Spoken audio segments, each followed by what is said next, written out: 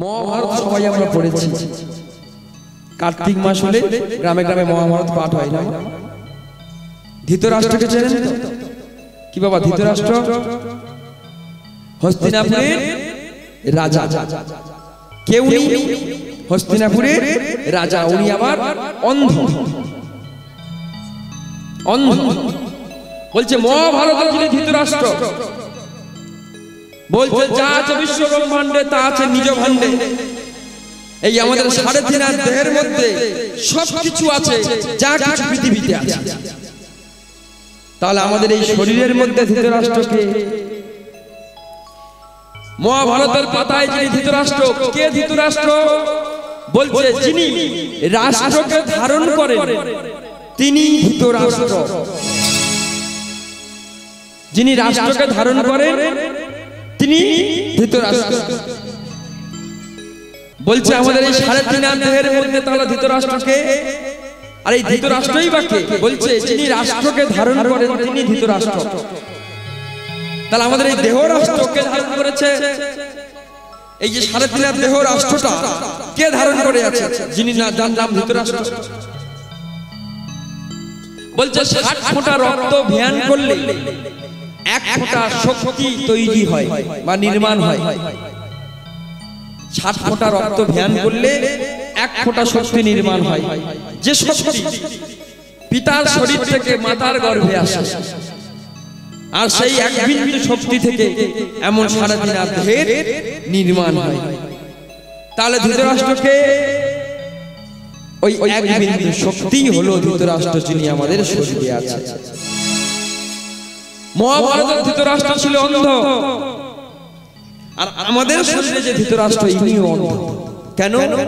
বলে যখন শরীরে যৌবন আসে তখন আর মামাসি জ্ঞান আমাদের থাকে না, তাই এও অন্ধ। দুজনের ভালো মিল। বেশ, চলো এদের তো কথা হলো ইতিহাসের কথা, এবার একটু শুনে যান। সারা জীবন এদিন থাকবে না গো। আমি আবারও বলছি, সারা জীবন কারোরই এমন দিন থাকে না। কুরুক্ষেত্রের যুদ্ধ শেষ, কুরুক্ষেত্রের যুদ্ধ শেষ। রাজ সিংহাসনে এই অন্ধ ধৃতরাষ্ট্র সোনার মুকুটখানা পরে নতমস্তকে বসে আছে। এমন সময় গুটি গুটি পায়ে একজন এসেছে। জ্যাঠামশাই, জ্যাঠামশাই কে? কেলি, কেলি, আয় আয়, আচ্ছা আচ্ছা আচ্ছা।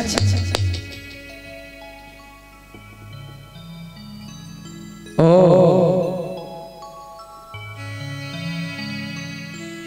কে তুই? ও যুধিষ্ঠির। নতমস্তকে যুধিষ্ঠির দাঁড়িয়ে আছে, মুখ আছে কিন্তু বাক্য নেই। মাথাটা নেড়ে, এভাবে মাথাটা নাড়িয়ে নাড়িয়ে বলছে, হ্যাঁ কিছু বলবি? জ্যাঠামশাই,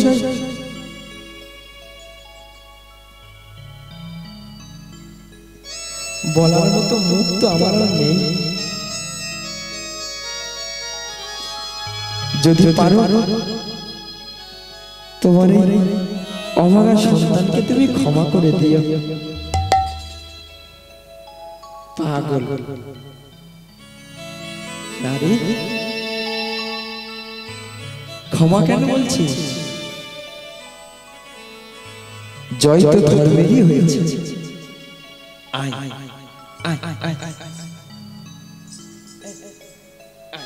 বস। এই নে, এই নে, এই হলো হস্তিনাপুরের সিংহাসন। যে হস্তিনাপুরের সিংহাসনের জন্য সারাটা জীবন আমি কত অপরাধ কত অন্যায় করেছি, যে হস্তিনাপুরের সিংহাসনের জন্য আজ আমি পুত্র হারা।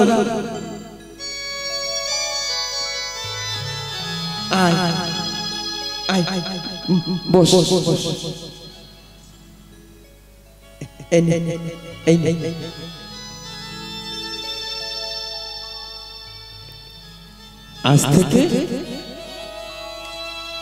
আজ থেকে তুই এই হস্তিনাপুরের রাজা।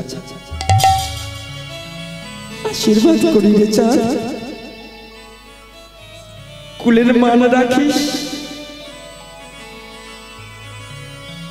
আর যেন কোনো ধর্ম যুদ্ধ এই হস্তিনাপুরে যেন আর হয় রে। ভালো থাকিস তোরা, সাবধানে থাকিস। সিংহাসনে বসে দিয়ে বলছে যুধিষ্ঠির,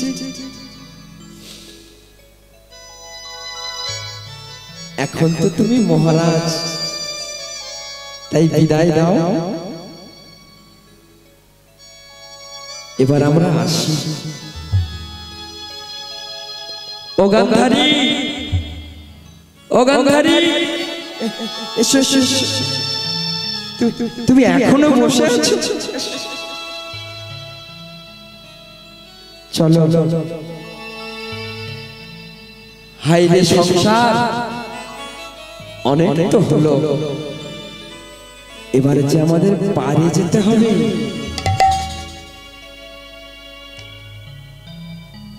গান্ধারীর হাতখানা ধরে সবে মাত্র বাইরে বেরিয়ে যাবে, পিছনে দাঁড়িয়ে কুন্তি বলছে, আমাকে ছেড়ে তোমরা চলে যাচ্ছ কেন? একা যেও না দিদি, ও দিদি, আমাকেও নিয়ে চলো না। আমারও যে যাওয়ার সময় হয়ে গেল। তিনজনা চলে গেছে জঙ্গল মাঝে গিয়ে ধ্যানমগ্ন হয়ে তপস্যাতে বসেছে। সন্ধ্যাবেলা একজন হাতে কিছু একটা নিয়ে গিয়ে সামনে দাঁড়িয়েছে। জ্যাঠামশাই, কে কে কে কে? আমি যুধিষ্ঠির। এই সন্ধ্যাবেলায় এই অরণ্যে কেন? জ্যাঠামশাই, এই দেখো তোমাদের জন্য কিছু নিয়ে এসেছি। কি? তোমার বৌমা তোমার জন্য, তোমাদের তিনজনের জন্য রান্না করে পাঠিয়েছি।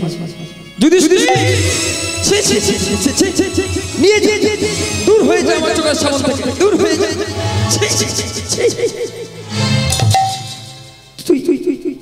তুই এটা করতে পারলি? আমি কি ভুল বললাম? জ্যাঠামশাই, আমি কি অপরাধ করেছি? অপরাধ তুই করিস, অপরাধ তো আমি করেছি। আজকের তুই যাকে বৌমা বলছিস, ভরা রাজসভায় যেদিন তার কাপড় খোলা হচ্ছিল, আমি যে শুধু চোখে অন্ধ তা নয়, পুত্র প্রেমে পুত্র মায়ায় অন্ধ হয়ে জ্ঞানান্ধ হয়ে সেদিনই সেই অভাগিনী আমাকে জড়িয়ে ধরে কেঁদেছিল। জ্যাঠামশাই, বাঁচাও। আমি সেই অভাগিনীর হাত সেদিন সরিয়ে দিয়েছিলাম, আর আজকের সেই হাতে রান্না করে দিয়েছে যার সম্মান আমি রক্ষা করতে পারিনি। শ্বশুর হয়ে রাজা হয়ে যার সম্মান রক্ষা করতে পারিনি, সে রান্না করে দিয়েছে। ও খাওয়া আর বেঁচে থেকে পিণ্ড খাওয়া দুটো সমান।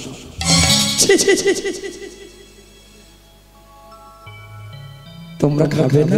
না না না নিয়ে যাচ্ছি। জ্যাঠামশাই তাহলে আমি আসি। আয়, সাবধানে যাস। আর শোন যুধিষ্ঠির, আর কোনোদিন আসিস না, ভুলে যা আমাদেরকে। জ্যাঠামশাই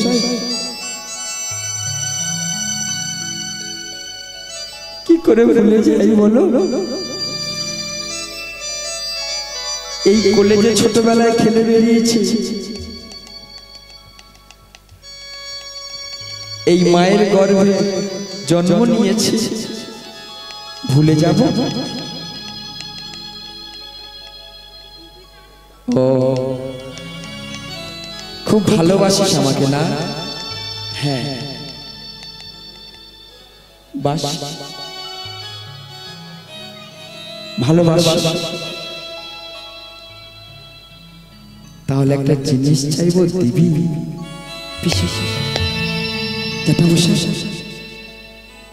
বলুন কি চান? যদি আমার জীবনটা আপনি চান, আমি হাসতে হাসতে এখানে আমি আমার জীবন দিয়ে দেবো আপনার চরণে। বলুন আপনি কি চান?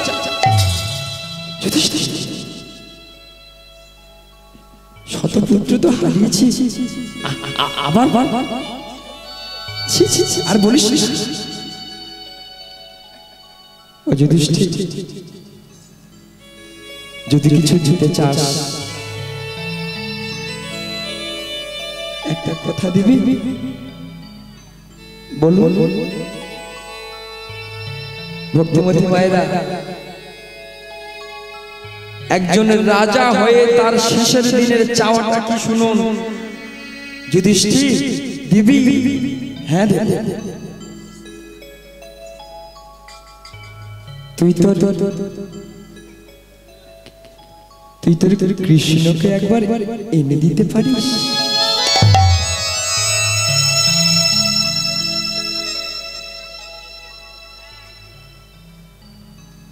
কথা দিলাম, আমি কৃষ্ণকে এনে দেব। চরণে প্রণাম জানিয়ে চলে গেছে ভাইয়ের কাছে। কৃষ্ণ, ও কৃষ্ণ, দাদা এসো এসো এসো। এত নিশ্চিত কি হয়েছে? তোর কাছে একটা জিনিস চাইবো, দিবি রে? দাদা, তুমি কি চাইবে আমি জানি। তুমি হয়তো ভুলে গেছো, আমার দুটো চোখে কিছু লুকানো যায় না। এ কথা আমি জন্ম জন্মান্তর বলে এসেছি। যদি কোনো ভক্ত সারাটা জীবনে কুপথে ভুল পথে চলে, যদি কোনো ভক্ত সারা জীবন আমাকে না ডেকে কিন্তু শেষের দিনে সব কিছু ছেড়ে এক মনে এক ধ্যানে মায়া ছিন্ন হয়ে যদি কেউ একবার আমাকে ডাকে, আমি যে না গিয়ে থাকি না গো। কথা দিলাম আমি যাব। পরদিন সন্ধ্যা, ধ্যানমগ্ন অবস্থায় বসে আছে। এমন সময় এক জোড়া হাত গিয়ে ওই ধৃতরাষ্ট্রকে প্রণাম জানিয়েছে। পিসে মশাই, কে কে কে তুই? কার এমন কোমল স্পর্শ? কে তুই? সারা জীবনে তো এমন কোমল স্পর্শ আমি অনুভব করিনি। কে তুই?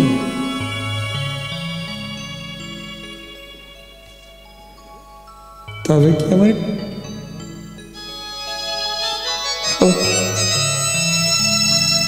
আমার কৃষ্ণ এলি? ও কৃষ্ণ, এলি তো এলি, এত দেরি করে এলি? পিসেমশাই, যে ভক্ত দুয়ার খুলে আমাকে ডাকে না, আমি যে সে ভক্তের ঘরে যাই না। আমি নই জ্ঞানান্ধ, তুই তো ভগবান। তুই পারলি না আমার এই বক্ষটা বিদীর্ণ করে দিয়ে আমার হৃদয় ঘরে একবার আসতে? তুই পারলি না?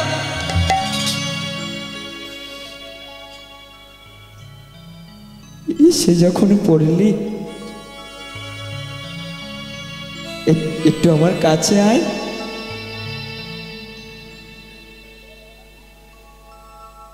কোনদিন তোকে এমন করে দেখিনি। কি হলো? বলছে নতুন নতুন খেলা, একই নাম হরিনাম, কিন্তু প্রতিদিন যেন মনে হয় নতুন কিছু। মায়েরা, আমার গৌর খেলা খেলছে, আর ওই গৌরের সাথে শ্রীরাম নদিয়া নবদ্বীপে যত ভক্ত ছিল, ভক্ত মানে কারা? সখা, বন্ধু বান্ধব, সবাইকে ডেকে যায়। পল্টু শোন,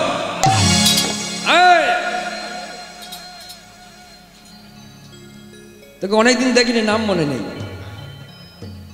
আয়, আজ একটা খেলা খেলবি কি? বেশ, তাহলে তোমার শুধু এরা দুজন খেলবে, আপনারা কেউ খেলবেন কি? জায়গায় বসে খেলুন, হ্যাঁ, জায়গায় বসে সবাই। তাহলে তোমরা দুজন রেডি? আজ গৌরকে সব বন্ধুরা মিলে কৃষ্ণ সাজিয়ে দিয়েছে। মায়েরা, গৌরকে সব বন্ধুরা মিলে কৃষ্ণ সাজিয়েছে। সাজিয়ে আর বন্ধুরা সবাই সখা সেজেছে। সখা সেজে বলে, তাহলে কাজ কর, আজকে তোকে যখন কৃষ্ণ সাজিয়েছি, তাহলে তুই কৃষ্ণ আর আমরা সেই ব্রজের রাখাল। কি? গৌরকে কৃষ্ণ সাজিয়ে দিয়ে সবাই ঘিরে, গৌরকে মাঝখানে রেখেছে, সবাই গোল হয়ে ঘিরেছে, আর আমার গৌর নৃত্য করছে। পাশে দাঁড়িয়ে পদকর্তা ওই রূপ দর্শন করে কলম দিয়ে বলছো, হারে কি রূপ দেখছি, কি মনোমোহন।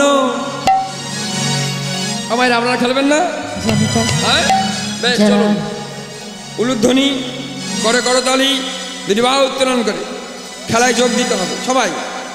মনোমোহন মনোমোহন মুরলী গোপালা,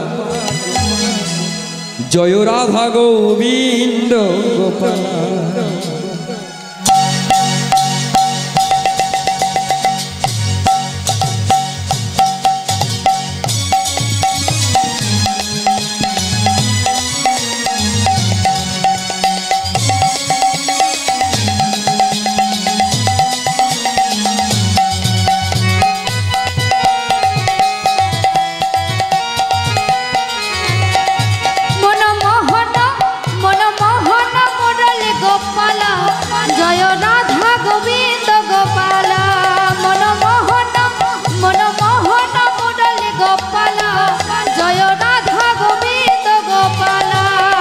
যমুনা কিনারে তুমি বাজায়ো বাঁশরি, বৃন্দাবনের বাঁকা। আরে যমুনা কিনারে বাজায়ো বাঁশরি, বৃন্দাবনের বাঁকা। তুমি যমুনা কিনারে বাজায়ো বাঁশরি, বৃন্দাবনের বাঁকা। আরে যমুনা কিনারে বাজায়ো বাঁশরি, বৃন্দাবনের বাঁকা। তুমি মা যশোদার ননি চোরা, বোঝ গোপীর মনোহরা। তুমি মা যশোদার ননি চোরা, বোঝ গোপীর মনোহরা। তুমি বৃন্দাবনের বাঁকা, তুমি বৃন্দাবনের বাঁকা। মনোমোহন মুরলী গোপালা, জয় রাধা গোবিন্দ গোপালা। মনোমোহন মুরলী গোপালা, জয় রাধা গোবিন্দ গোপালা। মনোমোহন মুরলী গোপালা, জয় রাধা গোবিন্দ গোপালা। জয় রাধা গোবিন্দ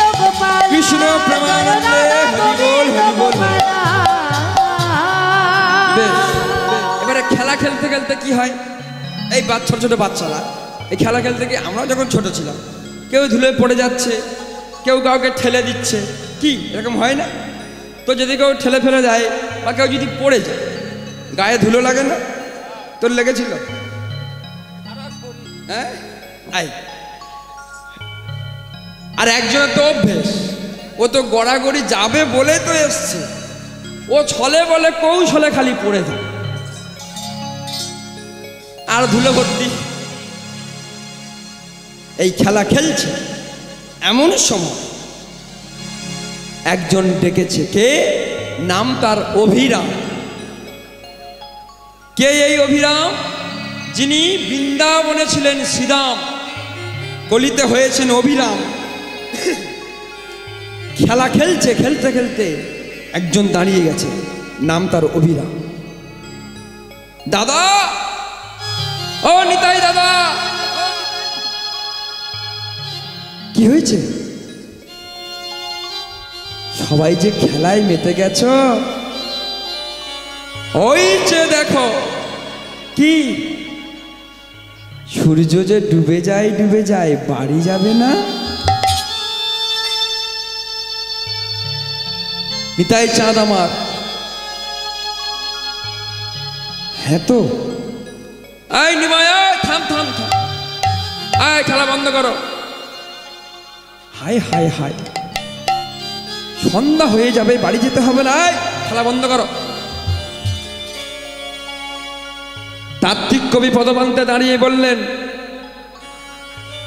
এই যে অভিরাম দাদা নিতাইকে ডেকে বলল, দাদা ওই তাকিয়ে দেখো, সূর্য ডুবে যায় ডুবে যায়। সেদিন অভিরাম দেখিয়েছিল যে সূর্য ডুবে যাচ্ছে। তাত্ত্বিক কবি বললেন, ওটা কোন সূর্য? বলছে, সেদিন শুধু সূর্য ডুবে যাচ্ছিল তা নয়, এই ভবের মাঝে আমরাও খেলা খেলছি। কি? এই ভবের মাঝে, সংসার ভবের মাঝে আমরাও কত রকমের খেলা খেলছি, হাসছি, নাচছি, গল্প গুজব, কত রকমের খেলা খেলছি। কিন্তু এই খেলা খেলতে খেলতে আমরা ভুলে যাচ্ছি যে আমার জীবন সূর্য উদিত হয়েছিল যেদিন আমি জননী জঠর থেকে ভূমিষ্ঠ হয়েছিলাম, সেদিন আমার জীবন সূর্যটা উদয় হয়েছিল। সংসার মাঠে খেলতে খেলতে খেলতে খেলতে কখন যে মাথার চুল সাদা হয়ে যাচ্ছে, আর আমি গিয়ে গিয়ে ওই সেলুন দোকান থেকে কলপ করে করে বাড়ি আসছি। এতে কি আর সূর্যকে থামানো যায় গো? তাকিয়ে দেখো, তোমার জীবন সূর্য অস্ত যাবার সময় হয়েছে, এবারে গুছিয়ে নাও। কি গুছিয়ে নেব? কোথাও ঘুরতে গেলে, বেড়াতে গেলে ব্যাগ গুছিয়ে নি, তাহলে আমি কি মরবো? আমি কি ব্যাগ গুছাবো? বলছে না গো, মৃত্যু এত সোজা নয়। কথাটা মনে রাখবেন। জানি না আপনাদের চরণে আর আমার আশা হবে কিনা। মৃত্যুটা এত সোজা নয়। জীবনে অনেক কিছু সোজা আছে, কিন্তু মৃত্যু এত সোজা নয়। আপনি মরতে চাইলেও আপনার মৃত্যু হবে না।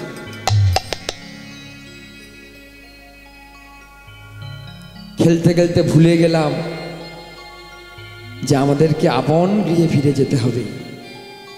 যেখান থেকে এসেছিলাম আমাকে আবার সেখানে গিয়ে হাজিরা দিতে হবে। গুছিয়ে নাও। কি গুছাবো? কি গুছাবো? বলে পাড়াপাড়ের কড়ি গুছিয়ে নাও। বাক্স ভর্তি টাকা আমার আছে দয়াল, ফেলে দাও নদীর জলে। কেন? বলে পাগল, এক দেশের টাকা আর এক দেশে চলে না। কি? এক দেশের টাকা আর একটা দেশে গিয়ে চলে না, অকেজো। আরে ভব পার যেদিন হবি সেখানে গিয়ে তোর এই টাকা চলবে? হ্যাঁ ও পাগল, সেদিন এ টাকা কোনো কাজে লাগবে না। তাই প্রাণ ভরে মন ভরে কেঁদে নে, কেঁদে নে। তার নামে অন্তত এক ফোঁটা চোখের জল ফেল। কেন? বলছে শোনো, গঙ্গাকে দিয়ে যেমন আমরা ভগবানকে পূজা করি, যত দেবদেবী আছে সবার পুজোতে গঙ্গা জল ব্যবহার করি। বলুন তো, গঙ্গার যেদিনে পুজো হয় সেদিনে কোন জলে পুজো হয়? কি মনে করুন আপনাদের বাড়িতে কুটুম এসছে, আপনি কি বলবেন দাদা কুটুম আপনি এসছেন, বেয়াই কিংবা বেয়ান, ও বেয়াই দাও 500 টাকা দাও, বায়ারটা করে আন? কেউ বলবো আমরা? বলি? তা গঙ্গাকে যখন পূজা করছি গঙ্গার জলে, তার মানে তো তাই। তাহলে গঙ্গার যখন পূজা হয় তখন পুরোহিত কোন জলে পূজা করে? আচ্ছা মনে করুন যে দেশে গঙ্গা বয় না, মরুভূমি, সেই দেশে যদি কেউ কৃষ্ণ ভক্ত থাকে তাহলে সে কি কৃষ্ণ সেবা করবে না? যে দেশে তুলসী গাছের জন্ম হয় না সে দেশে যদি কোনো ভক্ত থাকে তাহলে সে কি কৃষ্ণ পাবে না? যে দেশে চন্দন কাঠ হয় না সে দেশের কোনো ভক্ত কি কৃষ্ণ পাবে না? বলে সব পাবে। কেন? বলে বাইরে যা দেখছো তোমার ভিতরে সব দিয়েছি। কিভাবে? এই একটা নয়, গঙ্গার যমুনা দুটো সেটিং করা আছে, একবার দে না। এই গঙ্গাকে যিনি আকাশ গঙ্গা থেকে নিয়ে এসেছিলেন তার নাম হলো ভগীরথ।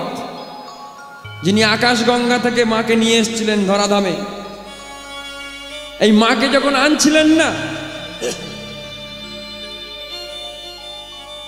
মাকে যখন আনছিলেন মা তখন বলেছিলেন দেবতাদেরকে, শোনো আমাকে যে নিয়ে যাবে বলছে পৃথিবীতে, আমার যে গতি, আমার যে টেম্পার, আমার যে স্রোত, পৃথিবী সহ্য করতে পারবে তো?